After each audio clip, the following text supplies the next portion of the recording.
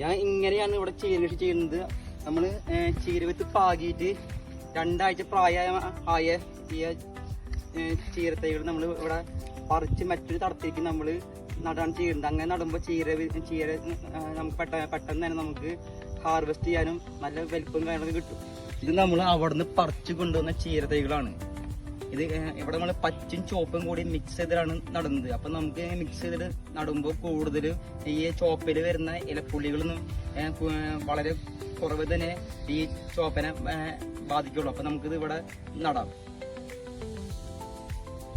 ഇങ്ങനെ നമ്മൾ ഓരോ തൈകളായിട്ട് ഇങ്ങനെ മണ്ണിൽ ഇങ്ങനെ മിക്സ് ചെയ്തിട്ട് ചോപ്പും പച്ചയും കൂടി മിക്സ് ചെയ്തിട്ട് ഇങ്ങനെ നടണം. ഇങ്ങനെ നടുമ്പോൾ നമുക്ക് കൂടുതൽ വിളവ് കിട്ടാൻ സാധ്യതയുണ്ട്. പിന്നെ പെട്ടെന്ന് തന്നെ നമുക്ക് ഹാർവെസ്റ്റ് ചെയ്യാൻ പറ്റും. അതാണ് ഇങ്ങനെ നടണതിൻ്റെ ഒരു മെയിൻ കാരണം.